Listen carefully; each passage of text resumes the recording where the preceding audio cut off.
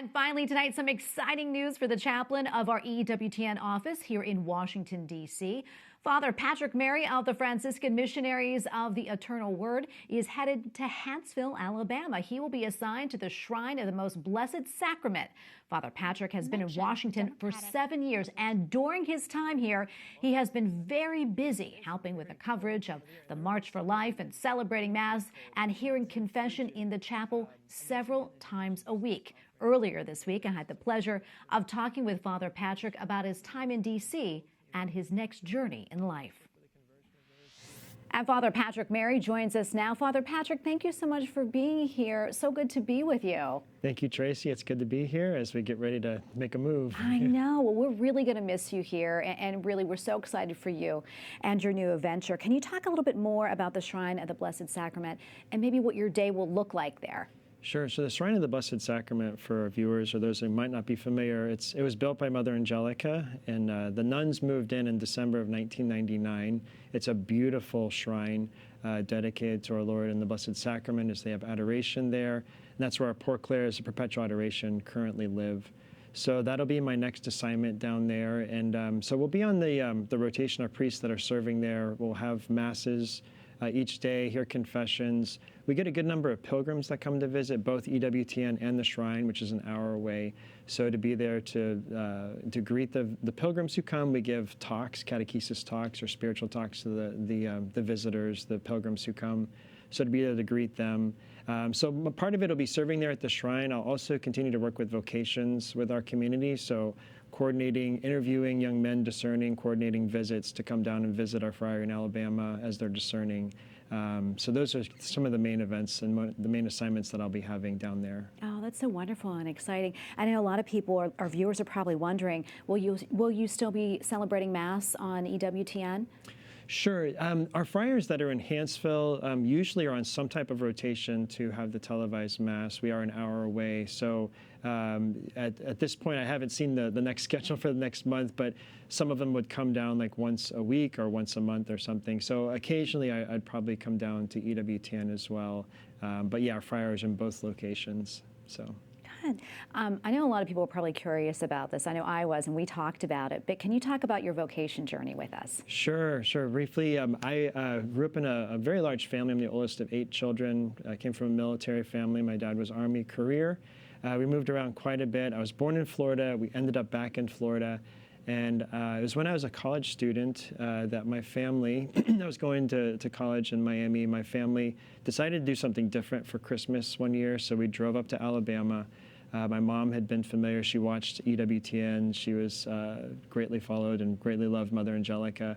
And it was the midnight Mass, so I just finished my freshman first semester, and we went to the Shrine of the Blessed Sacrament. We went to the midnight Mass there.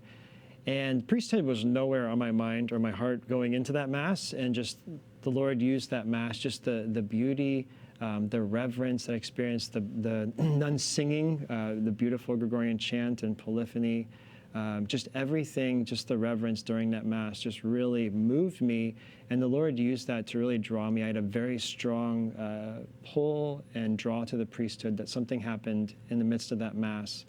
So much so that after the Mass, I told my mom, I think I might be called to the priesthood. And of course, she was very, very happy and supportive. But that kind of started my journey, and on our way back down to Florida, we stopped by EWTN. And it was in the gift shop that my mom asked me, she said, "Do you want to talk to a priest?" And I hesitated. I didn't know I was going to tell a priest. But I said, okay. And then so they called the friary, and the vocation director came down. We started talking about discernment and about the Franciscan way of life.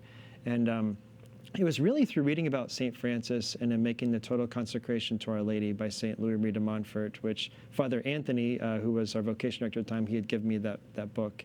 And he said, "You know what, don't rush it, keep in touch, and then we'll see how things go." So I went back down to Miami, and my spring semester I read and made the total consecration to Our Lady, which changed everything for me. That's interiorly, I think at that point I was ready to do whatever God was calling me to do.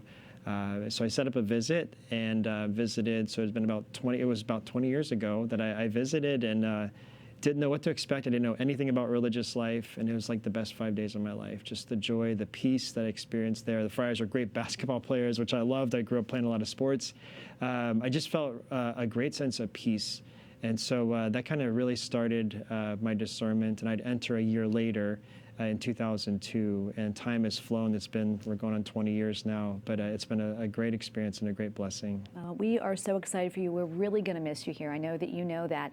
Would you mind maybe sharing some of your memories here in Washington, D.C. with everybody? Sure. You know, when I came up here, so originally, as I mentioned, came up here to do some further studies and then part-time and then do some other assignments as well for our community.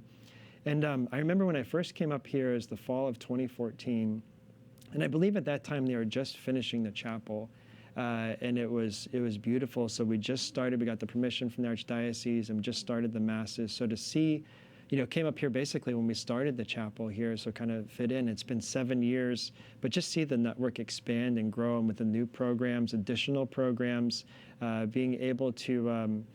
Through the years, being able to also help with the March for Life coverage, which was a great experience as well. But just being here and seeing all the employees go through to, and just growing their love for the Lord, and just the zeal, the desire that we have here, that this EWTN mission has to bring the joy of the gospel and the truth to the world.